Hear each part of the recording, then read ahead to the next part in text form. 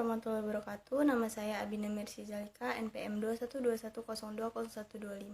Di sini saya ingin menyelesaikan tugas keempat dari Filsafat Hukum Islam, dosen pengampu Bapak Hervin Yogi Pradikta, MHI.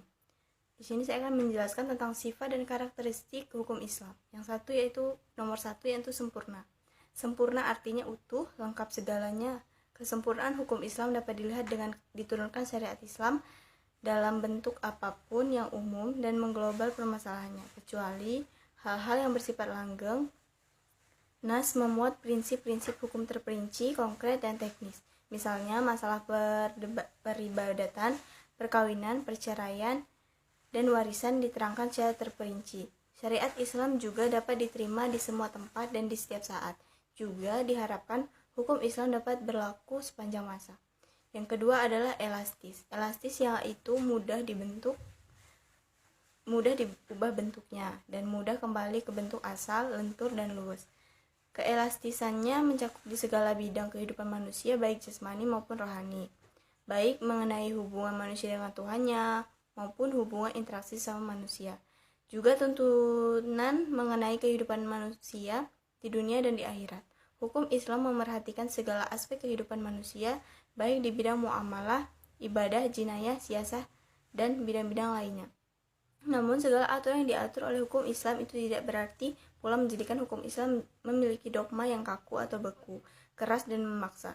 Yang ketiga, universal. Universal atau alami berarti umum, yaitu berlaku untuk semua orang atau untuk seluruh dunia, bersifat melingkupi seluruh dunia. Ini berarti hukum Islam itu tidak dibatasi oleh lautan maupun batasan suatu negara. Bukti yang menunjukkan bahwa hukum Islam itu mempunyai sifat universal yakni tercantum dalam Quran Surat Al-Anbiya ayat 107 dan Quran Surat Al-Saba ayat 28. Kedua ayat Al-Quran ini menyatakan bahwa syariat yang kedua oleh Nabi Muhammad bukanlah dikhususkan untuk orang Arab saja, namun berlaku bagi seluruh umat manusia yang ada di seluruh dunia. Yang keempat, dinamis. Kedinamisan hukum Islam terletak pada dasar-dasar yang menjadi dasar dan tiang pokok bagi hukum. Dasar-dasar dan pokok-pokok itulah yang menjadi sumber kekuatan, kelemahan, kemudahan, dan kesukaran dalam menetapkan hukum Islam, sesuai dengan tabiat manusia yang tidak menyukai beban yang membatasi kemerdekaannya, sehingga manusia memperhatikan beban hukum Islam dengan sangat hati-hati. Manusia tidak akan bergerak untuk mengikuti perintah jika perintah itu tidak dapat menawan hatinya atau mempunyai daya dinamika. Sendi-sendi dari kedinamisan hukum Islam adalah 1. Meniadakan, 2. Kepecikan, 3. Menyediakan tugas. 4. Sendi-sendi kedinamisan hukum Islam adalah 1.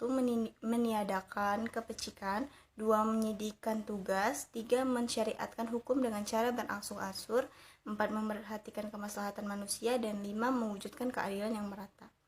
Yang kelima yaitu sistematis. Syariat Islam bersifat sistematis, artinya ia mencerminkan sejumlah doktrinnya bertalian dan berhubungan di antara satu dengan lainnya secara logis. Beberapa lembaganya saling berhubungan satu dengan lainnya.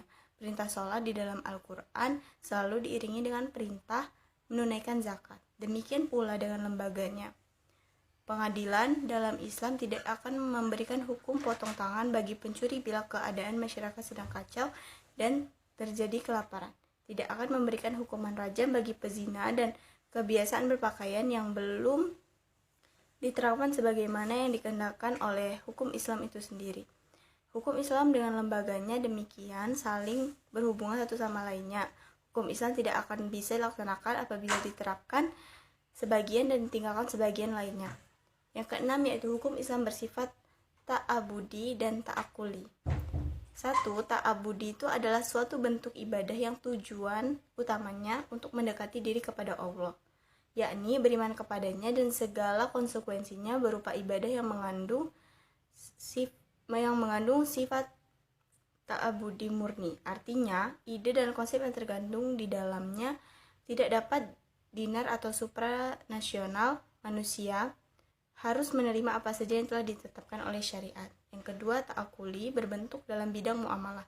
Ta'akuli ini bersifat duniawi yang maknanya bisa dipahami oleh nalar atau rasional, maka manusia dapat melakukannya dengan bantuan nalar dan pemikiran manusia.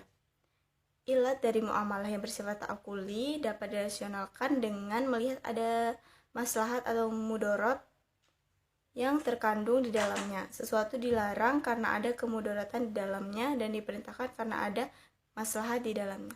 Sekian materi dari saya. Wassalamualaikum warahmatullahi wabarakatuh.